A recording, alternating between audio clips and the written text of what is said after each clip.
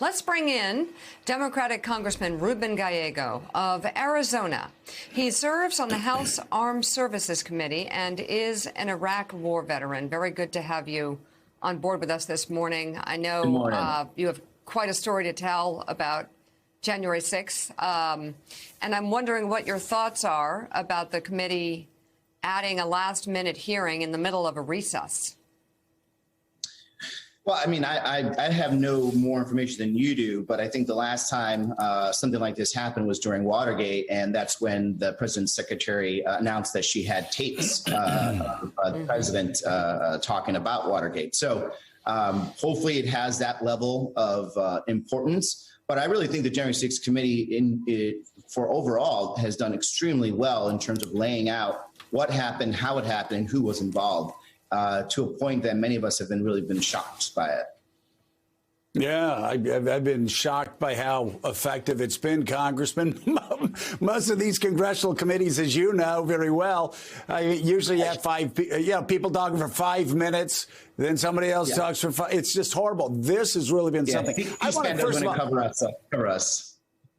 Yeah, I want to commend you for saying something that I've thought for some time. Democrats too often are like, they'll go around and will act shocked and stunned and deeply saddened by the stupidity from the Trump right, and they should be. I mean, these people are fascists, but they're Hogan's Heroes fascists. They're freaks. They're weirdos. They're insurrectionists. And I think Democrats, and you've said this, Democrats should call a weirdo. They should call a freak a freak. These people are freaks that most Americans would not want at their home on Thanksgiving.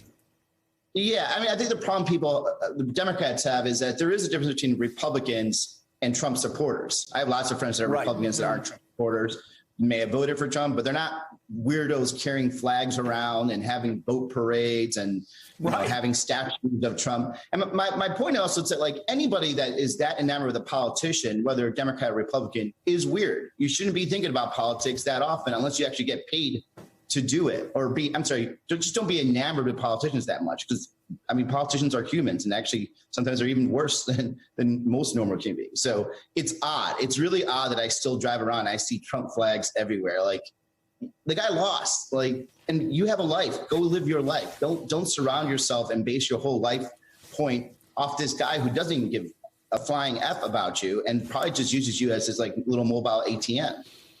Yeah. So tell me, what's the best approach for Democrats? I would say, hey, just based on my own ideology, Democrats should go towards the center. They should do what they can to try to get certain voters in Ohio, Pennsylvania, Wisconsin.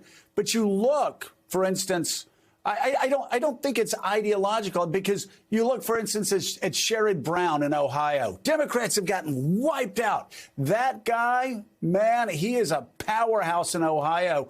You look at Pennsylvania, Fetterman, the same there too. What is it? Is it? Do you think it's more personality, how people connect with the voters? Is it ideology? What's the path forward for Democrats to push back on some of these extreme Trumpists? Well, I think number one, you have to go where the votes are. And just because you see a district full of 80% white people, it doesn't mean you shouldn't go campaign to them. And sometimes we do the easy job and we go where there's 80% Democrats and hope that we get 2% more Democrats out. And we don't go to Republican areas and talk to Republicans and let them be mad at me and let them be mad at us for whatever we have or have not done, and have a real conversation. Number one, so don't be afraid. Number two, fight. I think part of the problem that we're even losing now is that a lot of times people don't feel like Democrats are really fighting for anything, right? They don't really identify us as fighters. And sometimes people will disagree with other politicians and will disagree with even political parties, but they know that they're fighting for something. They actually trust them more. And lastly, it's just authenticity. I think the reason Sherrod Brown and people like Fetterman actually do well in some of these areas because they're very authentic. They connect with a lot of the people there. And sometimes we come off as too, I would say, snobby and out of touch. And we shouldn't. The base of the Democratic Party is not that. The base of the Democratic Party is working class. But sometimes our politicians don't really match who our base is. That right there Amen. is one of the, I think, clearest challenges for the party is reaching out to all Democrats, and a lot of them are working class, and they're interested in major issues. They're interested in guns. They might be interested in abortion. They're definitely interested, just like everybody else, in the economy. In USA Today, actor Matthew McConaughey celebrates President Biden's signing of the new gun laws, writing in a piece titled, "New Gun Law Will Save Innocent Lives from Those Hijacking the Second Amendment." And he writes in part, quote, "Yes, we will have a mental health issue in our country that we need to address, and we need to create guardrails to keep guns out of irresponsible hands." Both are true. Neither is mutually exclusive. The success of one even relies on our responsibility to the other. The bill is an example of the bipartisan meeting of the minds and hearts that can lead us to reclaim true democracy in America.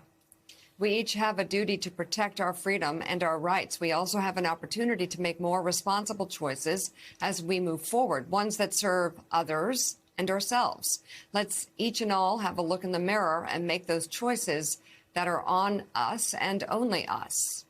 We are each in a position to lead in this great country we call America, where I have the freedom to be me, you have the freedom to be you, and we all have a responsibility to be us.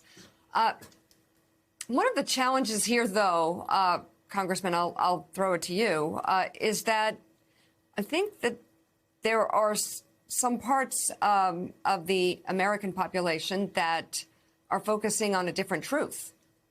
I mean, there are candidates out there running on the big lie because there's a lot of people that believe it. So it's very hard to accomplish a bipartisan success when truth is on the ballot. Well, I mean, I think this is something that's actually been happening in this country for quite a while. I think the problem is that Trump actually kind of took advantage of the situation. There were many politicians who lived and succeeded off misinformation. Like I remember back in the day when I was, going door to door, I'd meet NRA voters, and NRA voters would tell me, well, I'm not voting for Democrats because they're about to turn over our guns to the New World Order or something like that. And it ends up, the reason they were hearing that is because the NRA was actually calling them up and saying, you need to renew your membership because you're about to lose your guns to the New World Order. And I say that because I used to be an NRA member, and I remember when they called me up and tried to pass that bullshit, and that's when I stopped being an NRA member. But what happened in the past is politicians used to just take advantage of it and use it as a voting base. Trump took it to the next level and started using it as a tool. And then once he started using it as a tool openly and overtly, it actually showed other politicians that there is some value to this, especially, unfortunately, Republican politicians. And what we really need to do to fight this, and something that I've seen kind of from Ukraine, who's been able to fight the disinformation for Russia, is overwhelming truth that is strong, that is authentic, will fight and will win against this type of disinformation. And I think that's the one area that Democrats and Republicans, people that believe in democracy in general, really need to kind of continue, be unabashedly authentic in our belief that this is the best country in the world, and we need to preserve this country and fight back for democracy. Democratic Congressman Ruben Gallego of Arizona, thank you very much for being on. Thank you so much, Congressman. Always great talking to you. Hope you'll come back very soon.